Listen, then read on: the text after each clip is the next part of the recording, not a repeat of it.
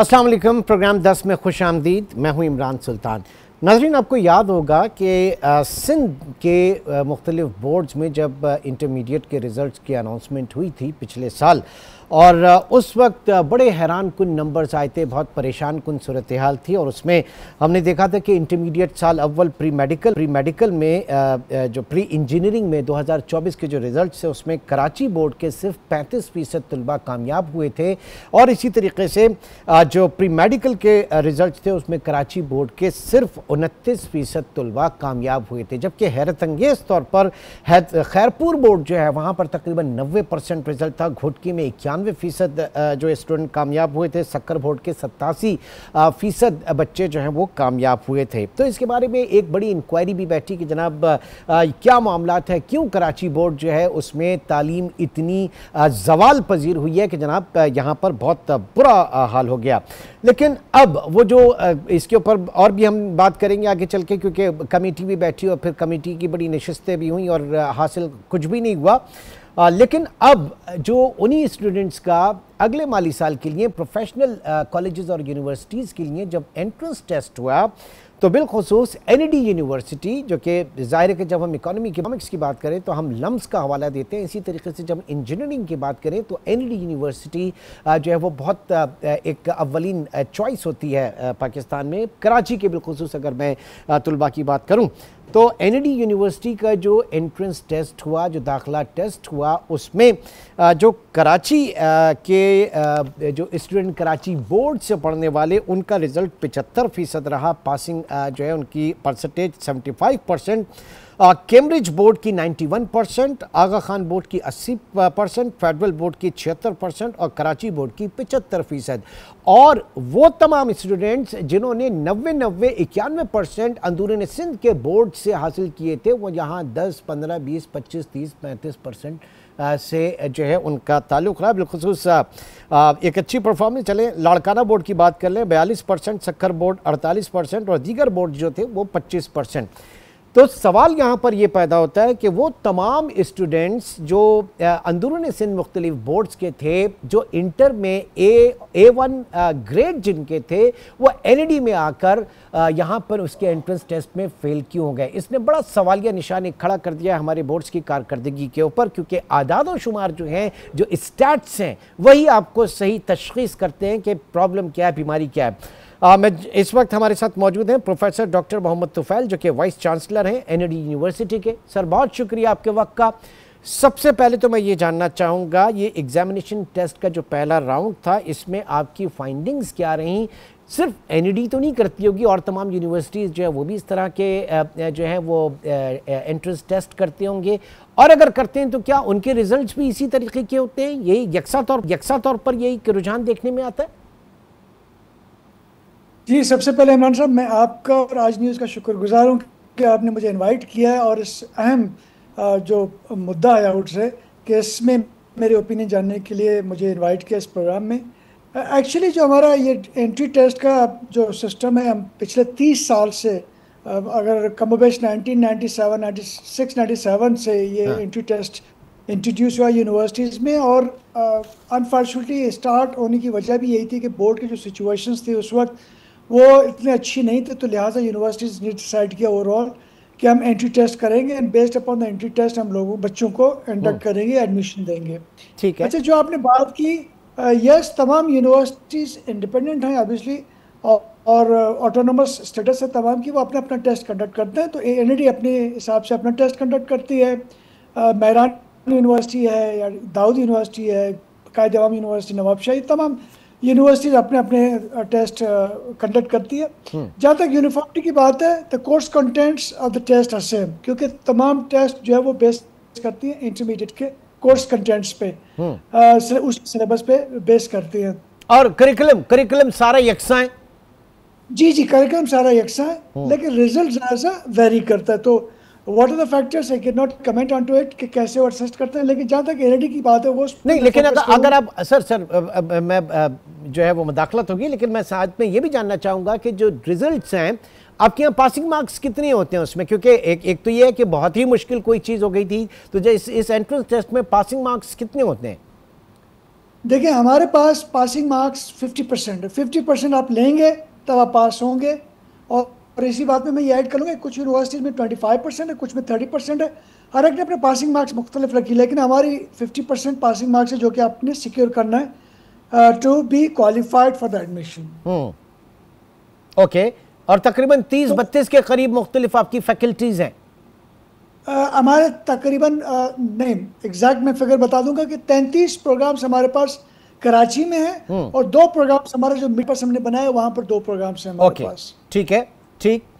तो जो जी जी, please please आप बताइए। मैं कह रहा था कि जहाँ तक एग्जामिनेशन रिजल्ट की बात है तो यस, इस दफ़ा कुछ इसको ज़्यादा हाईलाइट किया गया मीडिया में तमाम चीज़ों में, और मेरे ख्याल में इसकी मेन वजह ये थी कि पिछला जो इंटरमीडिएट का रिजल्ट आया था उस पे जैसे आपने फरमाया कि इंक्वायरी बैठी थी ऑल दिस थिंग्स, तो उसकी वजह से इसको मैं समझता हूँ ज़्यादा हाईलाइट किया गया। लेकिन somehow I am sorry to say कि यही ट्रेंड कई सालों से चला आ रहा है। लेकिन एक जो अच्छी बात है वो ये है कि पिछले 1 या 2 सालों से रिजल्ट बेहतर हो गया। अगर मैं 3-4 साल पहले की बात करूँ, 5 साल पहले की बात करूँ, तो यही जो इंटीरियर के बोर्ड्स हैं वो 25-30% रिजल्ट दे देते थे।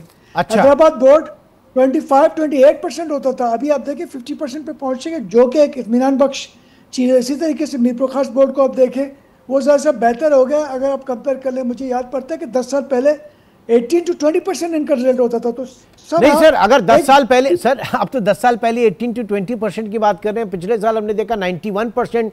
तो वही हमने बड़ा सोचा कि यार हम भी अपने बच्चों को यहाँ से निकाल के फिर खैरपुर बोर्ड में भेज देते हैं, वहाँ पे कुछ काबिल बन जाएंगे वो। देखिए इसमें डिपेंड करता है कि आपको एक कागज़ का सर्टिफिकेट चाहिए या आपको नॉलेज चाहिए। तो मैं समझता हूँ कि फैक्टर होता है। तो लेकिन at the end of the day आप जितने मार्क्स लेके हैं, तो इस तरह के प्रोफेशनल यूनिवर्सिटीज़ है उसका एंट्री टेस्ट बताता है कि आपको कितनी नॉलेज आपने गेन की हुई है। ठीक है, यानी इन रिजल्ट से जो आप कह रहे हैं कि जो नंबर्स का हुसूल है बमुकाबला तालीमी अहलियत, तालीमी काबिलियत, वो सबके सामने आया हो जाती है। बिल्कुल ऐसा ही है। और मैं समझता हूँ कि देखें, जैसे मैंने पहले अर्ज किया कि इम्प्रूवमेंट आई है, लेकिन बहुत काम करने की ज़रूरत है। अगर इंटर लेवल पे बच्चा यानी अपना करके इंटरमीडिएट करके इस सिंपल से टेस्ट है जो हमारा कंप्यूटर बेस्ड टेस्ट है, उसमें अगर 50% लोग पास होते हैं तो ये काबिल तशवीश है। इसको देखने की ज़रूरत है, न सिर्फ बोर्ड की। ठीक है, बोर्ड एक असेसमेंट इंस्टीट्यूशन है, लेकिन इससे पहले कॉलेज जो लेवल एजुकेशन है या कॉलेजेस में जो पढ़ाई होती है उसको भी फोकस करने की बहुत ज़्यादा ज़रूरत है। ठीक, अच्छा अब सर, क्योंकि मैं नंबर्स की बार बार बात कर रहा हूँ, हम यहाँ पे किसी तासुब की बात नहीं कर रहे, हम यहाँ पे किसी महरूमी की बात नहीं कर रहे, हम सिर्फ नंबर्स की बात कर रहे हैं। नंबर्स में अगर मैं देखूँ तो कराची बोर्ड का जो बच्चा है, जो स्टूडेंट है, उसके 75% कराची बोर्ड जो है वो उसका रिजल्ट यहाँ पे रहा। कैम्ब्रिज का 91, आगा खान बोर्ड का 80 और फेडरल बोर्ड का 76%। 75% जो है वो कराची बोर्ड का। तो कराची बोर्ड के तालिब इल्म का मुकाबला जो है वो आगा खान बोर्ड से है, कैम्ब्रिज से है, फेडरल बोर्ड से है। कहाँ पर? प्रोफेशनल उसके अंदर, यूनिवर्सिटीज़ के अंदर। लेकिन वही बच्चा जो है जब इंटर में मात खा जाता है खैरपुर बोर्ड के बच्चे से, जहाँ पर 90% आ रहा है। ये इसका नुकसान कितना इस पूरी कौम को, इस पूरे मुल्क को, इसकी तरक्की में कितनी बड़ी रुकावट है ये फैक्टर? इसका कहीं ना कहीं नुकसान तो होगा ना सर? देखिए ऐसा है कि ऑब्वियसली आप, जैसे मैंने शुरू में कहा था कि आप HSC कर लें, सर्टिफिकेट लेके आएँ विद 90% और 95%, इसका कोई फ़ायदा नहीं होगा, क्योंकि आप आई वुड से कि आप नेक्स्ट जनरेशन को तबाह कर रहे हैं। किसी मुल्क को, किसी कौम को तबाह करने का एक ही तरीका है कि आप अगर उसको एजुकेशन से पीछे कर लें तो ख़ुद ब खुद कौम तबाह हो जाएगा। और यही हो रहा है। और इस चीज़ की रियलाइजेशन न सिर्फ स्टूडेंट्स में हमें लानी है, हमें पेरेंट्स में भी लानी है, हमें असातिज़ा जो मेरे कम्युनिटी के असातिज़ा हैं उनमें भी लानी है कि फॉर गॉड सेक एजुकेशन पे फोकस कर लें। सिर्फ नंबर लाना मकसद नहीं है, एजुकेशन बच्चों को देनी है प्रॉपर तरीके से, ताकि जो मुस्तकबिल की जनरेशन है वो सही और तालीम याफ्ता पैदा हो। नहीं तो हुकूमत अब ज़ाहिर है कि ये आफ्टर 18th अमेंडमेंट एजुकेशन जो है वो प्रोविंशियल सब्जेक्ट हो गया। कितना परसेंट हम देखते हैं कि जनाब एजुकेशन बजट होता है, उसके ऊपर हमारी सूबाई हुकूमतें या फेडरल गवर्नमेंट जो है कितने परसेंट लगाती है? हार्डली 1 और 1.5-2%, इससे ज़्यादा तो शायद नहीं लगता। तो ऐसे में आप समझ रहे हैं कि ये इनकलाब आ जाएगा? देखिए बिल्कुल सही है, आप बिल्कुल सही कह रहे हैं। एजुकेशन पे फोकस करने की ज़रूरत है। अच्छा, मैं आपको एक बात बता दूं कि 2000 में जब जनरल मुशर्रफ ने हायर एजुकेशन कमीशन बनाई थी, doctor Ataur Rahman was the first chairman of the HEC, तो उन्होंने आई मस्ट एडमिट इनकलाबी इकदाम किए थे हायर एजुकेशन में।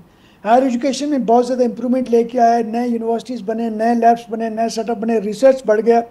लेकिन सम हाउ जो lower education colleges and schools हैं उस पर तवज्जो नहीं रहा। एंड ऑब्वियसली इसमें सूबाई गवर्नमेंट्स को तवज्जो देने की ज़रूरत है। जब तक आप लोअर बेस लाइन को इम्प्रूव नहीं करेंगे, ऊपर आपकी बिल्डिंग का जो ग्राउंड या जो बेस है वो स्ट्रांग नहीं होगा, तो ऊपर कहाँ जाके सर उन बिल्डिंग्स में तो सर जानवर बांधे जाते हैं, औताक जो है वो सजाई जाती हैं।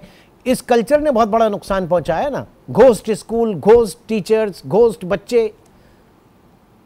देखिए, इसमें मैं कमेंट नहीं करूंगा क्योंकि मैं कुछ ग्राउंड रियलिटीज क्या है वहां पर वल्लाह आलम, लेकिन जो रिजल्ट है वो ये बताते हैं कि हमें इस पे तवज्जो देने की जरूरत है। अगर अभी हम तवज्जो नहीं देंगे तो आगे हमें बहुत नुकसान उठाना पड़ेगा। ठीक है सर, हमारे साथ ही रहिएगा। Professor doctor Mohammad Tufail, vice chancellor university, इस वक्त हमारे साथ मौजूद हैं। एक छोटे से ब्रेक के बाद दोबारा मिलते हैं।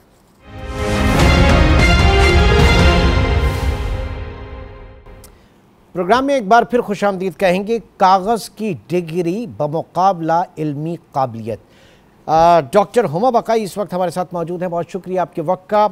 बात यह है कि जनाब, लास्ट जो आपसे प्रोग्राम हमने किया था, आपने शिरकत की थी, उस वक्त इंटरमीडिएट के रिज़ल्ट्स आए थे और जो कराची के लोगों के लिए इंतहाई परेशान कुन थे, कराची बोर्ड के बिलखुसूस, कि हार्डली 25 और 30% के करीब जो है वो बच्चे कामयाब हुए थे, बाकी सब फेल हो गए थे। जब उसी पैरेलल अगर हम देखें तो इंटीरियर सिंध के जो लोकल बोर्ड्स थे, अंदरूनी सिंध में खैरपुर बोर्ड तकरीबन 90% और इसके अलावा घोटकी बोर्ड 90%, इस तरह के रिज़ल्ट्स थे। अब जब प्रोफेशनल कॉलेजेस यूनिवर्सिटीज़ की बात होती है तो NED यूनिवर्सिटी में जब आपके एडमिशन टेस्ट हुआ, दाखिला टेस्ट फेज़ 1, उसमें 75% जो है वो कराची बोर्ड के जो बच्चे हैं वो कामयाब हो गए, और जो उस वक्त के A1 और A ग्रेड के स्टूडेंट्स थे उनकी अक्सरियत फेल हो गई। इसको किस तरह से, इन आदाद शुमार को, इस पूरे मामले को आप देख रही हैं डॉक्टर बकाई? दुख से, इंतहाई दुख से, क्योंकि हम तो बहुत अरसे से ये बात कह रहे हैं, क्योंकि तालीम से वाबस्ता हैं।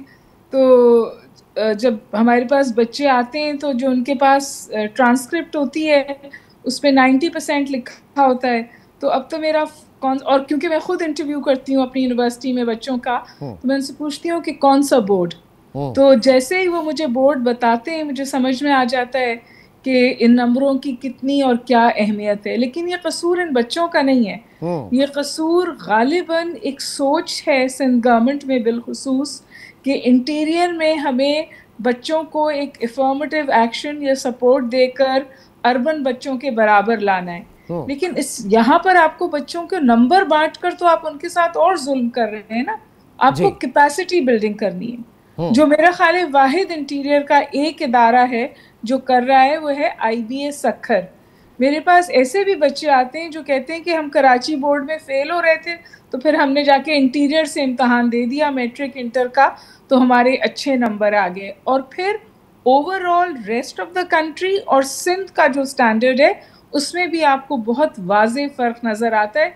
और ग्लोबली तो मेरे ख्याल है ये बहस बहुत दफ़ा उठी है कि जो हमारी टॉप नॉच यूनिवर्सिटीज़ हैं वो भी इंटरनेशनली कम्पीट नहीं कर पाती।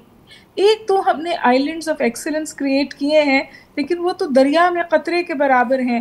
We have IBA, we have LUMS, we have NUST and other good universities, even Quaid-e Azam universities. एक तो देखिए प्राइवेट यूनिवर्सिटी की फीसें जो हैं वो आम आदमी की पहुंच से बहुत दूर है, और जिनके 2 या 3 बच्चे हैं यूनिवर्सिटी में वो उसके बारे में सोच भी नहीं सकते। बिल्कुल वजह का, अच्छे बच्चों को जानती हूँ जिनके दाखिला हो जाता है, फीस की वजह से नहीं जा पाते। ठीक है, उनको ड्रॉप ऑफ करना पड़ता है।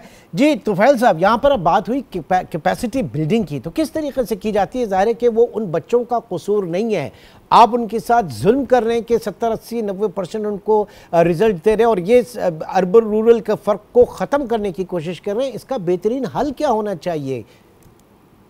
देखिए, जैसे मैंने शुरू में कहा था कि मैडम ने तो गवर्नमेंट पे कहा ठीक है, लेकिन बच्चों का तो कोई कसूर नहीं है, लेकिन उनके पेरेंट्स का कसूर है, और उन वहाँ पर जो असातिज़ा किराम है उनका भी कसूर है। They all involve. जिस तरीके से जो जो नकल कराए जाते हैं उसमें पेरेंट्स भी इनकरेज करते हैं, और पेरेंट्स भी ये सॉर्ट ऑफ इन चीज़ों में इन्वॉल्व होते हैं विदाउट रियलाइजिंग द फैक्ट कि इन बच्चों के साथ वो जुल्म कर रहे हैं। तो वहाँ के जो लोकल इंस्टीट्यूशंस हैं वो भी इस पूरे मामले में इन्वॉल्व हैं। तो अगर जब तक ये इसका जो ट्रिकल डाउन इफेक्ट नहीं होगा towards the local administration, district administration हो, चाहे MPs या MNAs हो, जब तक वो सामने नहीं आएंगे तो इस तरीके से नेक्स्ट जनरेशन के ऐसे बच्चे पैदा होंगे जिनके पास बगवाल आपके सर्टिफिकेट तो होगी 90% की, लेकिन वो आगे जा नहीं पाएंगे, कम्पीट नहीं कर पाएंगे। तो उस लेवल पे उनको एक्शन लेना होगा। डॉक्टर बकाई, 18th अमेंडमेंट के बाद एजुकेशन जो है वो health and education provincial domain में आ गया, प्रोविंशियल सब्जेक्ट। अनफॉर्चुनेटली अभी भी हमारी जो बजट एलोकेशन होती है वो हार्डली GDP का या उस बजट का मेरे ख्याल से 2-3% से ज़्यादा नहीं होता, इससे भी कम होता है। कितनी बड़ी जिम्मेदारी आयद होती है इस वक्त प्रोविंशियल गवर्नमेंट्स की, और कोई चेक एंड बैलेंस नहीं है इनके ऊपर क्या?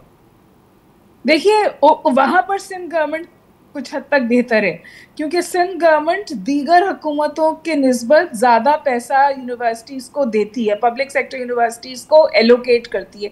लेकिन हम ओवरऑल तालीम जो है वो प्रायोरिटी नहीं है। तो अगर आप खित्ते में देखें तो हमारी जो GDP से रेशियो है वो खित्ते में सबसे कम है। शायद हम सिर्फ सोमालिया और अफगानिस्तान से ज़्यादा पैसा तालीम को देते हैं। तो तालीम प्रायोरिटी नहीं है, तालीम पर फोकस नहीं है, और इस बात का इदराक नहीं है कि अगर आप तालीम में पीछे रह जाएंगे ना तो फिर आप कहीं भी आगे नहीं बढ़ सकते। और आप देखिए कितना वाज़ेह बात है, मुझे IBA के बारे में और लम्स के बारे में ये बात बिल्कुल वाज़ेह तौर पे पता है कि अगर आपका SAT स्कोर अच्छा है तो वो मानते हैं, अपने टेस्ट के बगैर आपको दाखिला दे देते हैं। लेकिन जो आपकी अपने इदारों से बच्चे नंबर लेके आते हैं उसको कोई इदारा नहीं मानता। NED भी अपना टेस्ट लेता है, क्योंकि उसको पता है कि जो हमारी टेस्टिंग असेसमेंट मेथोडोलॉजीज हैं वो इतनी कमज़ोर हैं कि फिर बच्चा आके प्रोफेशनल एजुकेशन में सर्वाइव ही नहीं कर पाएगा, वो आगे चल ही नहीं पाएगा। तो वो 80% भी लेकर आता है, IB अपना टेस्ट लेता है, लम्स अपना टेस्ट लेता है, हर यूनिवर्सिटी तकरीबन अपना टेस्ट लेती है, NED अपना टेस्ट।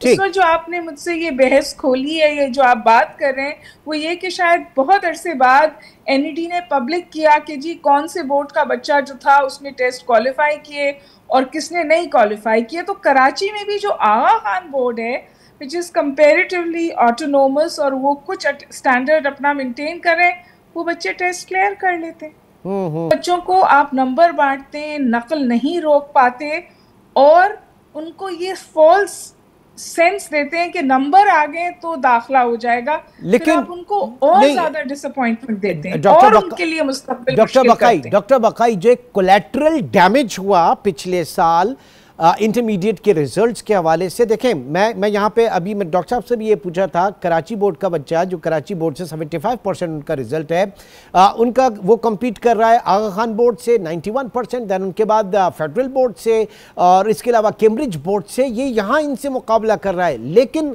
आप इंटरमीडिएट में वो हार गया जनाब आपके खैरपुर बोर्ड से। तो वो जो उस वक्त ड्रॉप हुए, जिनके साथ ज्यादती हुई, उनका तो मुस्तकबिल एक तरीके से तबाह हो गया ना डॉक्टर बकाई? मेरा ख्याल है कि बहुत एक अनफॉर्चुनेट इंसिडेंट हुआ था, उसके बाद कोई थोड़ी सी डैमेज कंट्रोल करने की कोशिश की गई, लेकिन बात ये नहीं है कि inter board, Sindh board, Badin board, interior Sindh, urban Sindh. बात ये है कि हमने एक तो पहले बच्चों को नंबर की रेस में लगा दिया ना, और यूनिवर्सिटीज में भी आके GPA की रेस में लगा दिया। ये बच्चे को नॉलेज देनी है, उसको सिखाना है, उसको एक ऐसा कागज पकड़ाना है जो उस इंक से भी कमतर है जिससे उस पर नंबर लिखे गए। ठीक, इस वक्त जो हम डिग्रियां बांट रहे हैं ना, वो डिग्रीज के बाद ना ये अच्छे इंजीनियर्स बन रहे हैं, ना अच्छे आर्किटेक्ट्स बन रहे हैं, ना अच्छे डॉक्टर्स बन रहे हैं। उसके और कुछ बच्चे ऑफ कोर्स सर्फिस करते हैं और बेहतर परफॉर्म करते हैं अपनी मेहनत से। ठीक, मैंने पब्लिक सेक्टर में भी 10 साल पढ़ाया है, IBA में भी 15-16 साल मुंसलिक रही हूँ, और अब एक प्राइवेट यूनिवर्सिटी लेके बैठी हूँ।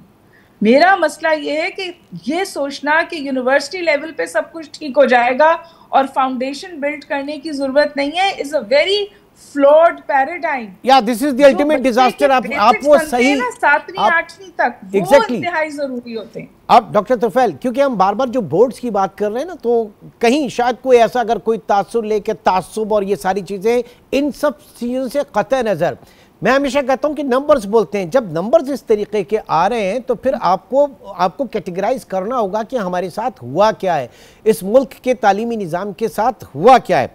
अब ये बताइए डॉक्टर तुफैल कि जब ज़ाहिर है कि बच्चा एक डिग्री लेकर निकलता है तो पाकिस्तान में उसके लिए अपॉर्चुनिटी क्या होती है, फिर आपकी जो जॉब मार्केट है, फिर ब्रेन ड्रेन, ये बहुत सारे, क्योंकि पास आउट तो कर रहे हैं लेकिन वो फिर सारी एम्बिशन उनकी कहाँ जाती है जब आप अपनी जॉब मार्केट के ऊपर नज़र डालते हैं?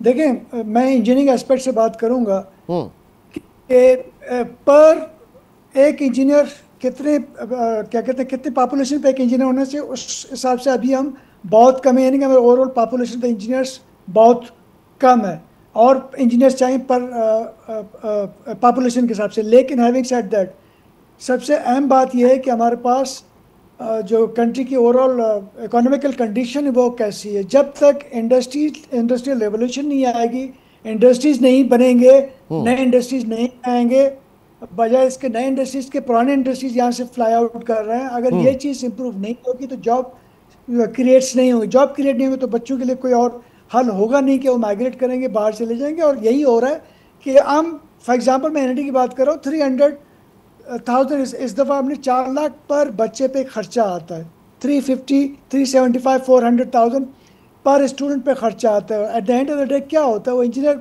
अपनी डिग्री लेके बाहर चला जाता है और अच्छी लिक्विडिटी जॉब कर लेता है और वहाँ पर वो अच्छा परफॉर्म करता है। यही यहाँ से पढ़ के जाता है, अच्छा परफॉर्म करता है। वो अपने मुल्क में क्यों नहीं करता? क्योंकि यहाँ पर अपॉर्चुनिटीज़ नहीं है और अपॉर्चुनिटी डिपेंड करता है इकोनॉमिकल कंडीशन पे।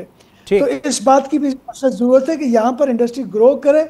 और आप जैसे आई एम श्योर कि आप सेकंड करेंगे कि यहाँ पर जो इंडस्ट्रीज हैं वो जो हैं वो यहाँ से बाहर जा रहे हैं, बजाय इसके कि नए इंडस्ट्रीज यहाँ पर आ जाएं। ठीक है, यानी जो इकोनॉमिक रिवाइवल की बात की जाती है, इंडस्ट्रियलाइजेशन की बात की जाती है, तो हम अपने यहीं पर जो हमारा रिसोर्स है, ह्यूमन रिसोर्स, वो यहीं से हम लें, पाकिस्तान से लें, ना कि फिर उनको एक अच्छी अपॉर्चुनिटी की तलाश में बाहर जाना पड़े। बहुत बहुत शुक्रिया। हमारे साथ मौजूद थे professor doctor Mohammad Tufail, vice chancellor NDD university, और उनके साथ साथ डॉक्टर हुमा बकाई, माहिर तालीम। आप दोनों का बहुत शुक्रिया। नाज़रीन, एक छोटा सा ब्रेक और ब्रेक के बाद ज़रा जिक्र करेंगे कराची और लाहौर की आज 19 जुलाई की स्ट्राइक का, जो कि ताजिर कर रहे थे एफबीआर के ड्रैकोनियन पार्स के खिलाफ। क्या सूरत हाल आज देखिए, एक छोटे से ब्रेक के बाद इसका जायजा लेते हैं।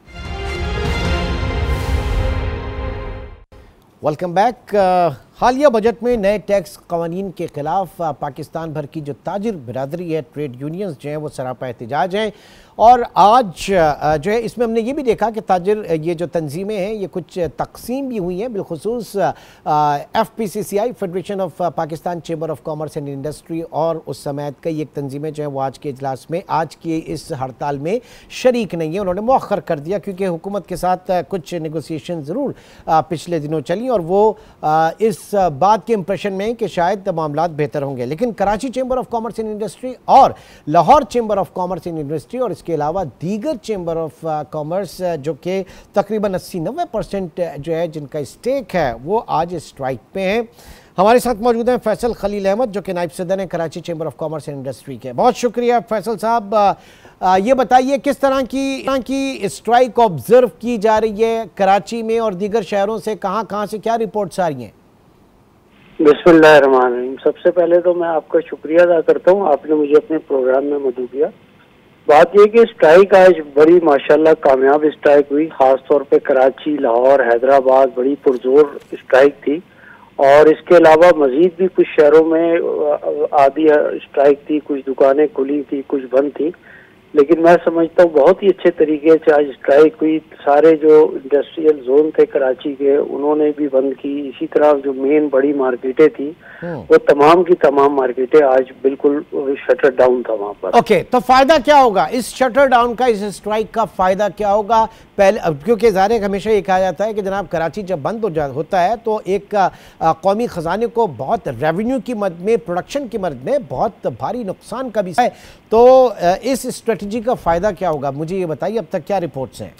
देखिए, सबसे पहले तो समझने वाली बात यह है कि कराची का ताजिर या पूरे मुल्क का ताजिर जो भी है वो कोई भी स्ट्राइक के हक में नहीं है। यानी कि कभी भी जैसे गवर्नमेंट की भी कोई स्ट्राइक होती है तो उस पर भी ताजिर यही कहता है कि कोई ऐसा सिलसिला हो कि आप अपना एहतजाज रिकॉर्ड करा दें और हमारी दुकानें या फैक्ट्रियां खुली रहें। तो सबसे पहले तो ये समझना है कि हम इस चीज़ पे स्ट्राइक पे बिलीव नहीं करते, लेकिन हमें इस हद तक मजबूर कर दिया गया है। यानी कि हमने बहुत से ये मामला, जब से ये बजट आया और ये सारा एनोमलीज कमेटी बनी, उस वक्त से हम गवर्नमेंट को कह रहे हैं कि जी इस मसले को हल किया जाए। ये कुछ काले कानून ऐसे आ गए हैं कि जिनको हल किए बगैर ये मुल्क तरक्की की तरफ नहीं जा सकता। लेकिन वजीर खजाना जो है औरंगजेब साहब बहुत मुतहर्रिक हैं, वो स्टेक होल्डर्स से मिल रहे हैं और इसके अलावा उनकी टीम जो है वो हर किसी से मिल रही है। चेयरमैन FBR जो है वो भी काफ़ी सरगर्म है। तो FPCCI जो है उसने हड़ताल मौखर किया, कुछ ना कुछ बातचीत तो चल रही है। ये इस वक्त क्यों एक इम्प्रेशन है कि जनाब ये तंजीमें जो हैं ये तकसीम हो गई हैं आपस में? देखिए, सबसे पहले तो मैं आपको बताऊं, कल सारा दिन मीटिंग्स होती रही हैं और हारून अख्तर साहब इसको बड़े अच्छे तरीके से बड़े पॉजिटिव वे में मीटिंग्स को लेके चलते रहे जी। लेकिन आपने ये समझना है, देखिए जैसे FPCCI है, FPCCI के मेंबर्स होते हैं मुख्तलिफ चैम्बर्स और जो एसोसिएशन होते हैं, तो तकरीबन उनके 350-400 मेंबर होते हैं, जबकि कराची चैम्बर का 40,000 मेंबर है। और देखिए, हमें उन मेंबरों ने मैंडेट दिया हुआ है ना, तो हमें जब हमने इस गवर्नमेंट की मीटिंग से पहले अपने तमाम स्टेक होल्डर्स को, जिन लोगों ने हमें वोट दिए, तमाम चैम्बर्स और तमाम एसोसिएशन को बुलाया हमने, और उन्होंने यही बात हमें दी कि आपने जो भी गवर्नमेंट से बात करनी है वो लिखत में होनी चाहिए। यानी कि कोई भी चीज हो उसका कोई पेपर फाइनल होना चाहिए ताकि फिर उसी पे कार्रवाई हो। तो आखिरी वक्त तक जब मीटिंग हुई, बड़े अच्छे तरीके से हारून अख्तर साहब लेके चलते रहे। उन्होंने ताजिरों की सारी बातें भी सुनी, तमाम चैम्बर को उन्होंने सुना और उन्होंने यकीन दहानी भी कराई कि इस चीज को होगा। लेकिन हम आखिर तक यही कहते रहे कि जी आप इस मीटिंग के को मिनट्स दे दें या कोई चीज हमें रिटर्न में दे दें ताकि हम अपने मेंबर्स को करें, लेकिन कोई ऐसी चीज नहीं आई। उसके बाद तकरीबन रात 9:30-10 बजे एक बड़ा अहम इजलास हुआ कराची चैम्बर में, जिसपे सारी ताजिर तंजीमें, टाउन एसोसिएशन सारे मौजूद थे और उनमें से 99% ने यही फैसला किया कि हमें एक बार स्ट्राइक पे जाना चाहिए और जैसी कोई चीज रिटर्न आ जाएगी तो हमारा और गवर्नमेंट का इंशाल्लाह मसला हल हो जाएगा। ठीक है। अच्छा, ये भी जानना चाहेंगे कि अब आगे क्या आपका स्ट्रैटेजी होगी, आगे के लिए क्या हिकमत अमली होगी? देखिए, मैं आपको ये बताऊं कि आज जिस तरीके की हड़ताल लाहौर में और कराची में हुई है और भी दीगर शहरों में हड़ताल हुई है, और देखिए ये हड़ताल की कॉल रात 10:30 बजे दी गई है। यानी कि कोई ऐसा टाइम नहीं था दिन में कि लोगों को पहले से कॉल दी जाए, लेकिन जब 10:30 बजे कहने के बावजूद इतनी ज़बरदस्त हड़ताल हुई है, मैं समझता हूँ हुकूमती लोग भी ये समझेंगे कि ये किस कदर जरूरी है इन मसाइल को हल करना, और इंशाल्लाह मुज़ाकरात जारी रहेंगे। और मैं समझता हूँ कि इन नेगोशिएशन का कोई ना कोई इंशाल्लाह बेहतर रिजल्ट आ जाएगा। इन केस अगर नहीं आएगा, हमें फिर वही मसला करना पड़ेगा, अपने तमाम लोगों के पास जाना पड़ेगा। लेकिन एक पैरेलल आपके कुछ मेरे ख्याल से जितनी भी ऑर्डिनेंस और इसकी शिक़ें हैं जिनके ऊपर एतराज़ है, बिलखुसूस 37AA के ऊपर, तो इसके ऊपर भी तो बात चल रही होगी कि इसको किस तरीके से मॉडिफाई किया जा सकता है, कुछ सोल्यूशन की भी तो बात हो रही होगी ना? देखिए, मैं आपको बताऊं, जब एनोमलीज इसमें हमने दी थी, तकरीबन 32 एनोमलीज थी, लेकिन हमने सिर्फ आखिर में 5 चीजों को चुना कि जी पहले आप ये 5 चीजों में मसाइल हल कर दो, जिसमें 37A, 37B था और 21R था, 21S जिसमें 2 लाख वाली एक बात थी, फिर ई इनवाइसिंग, ई बिल्टी, ये सारी चीजें थी।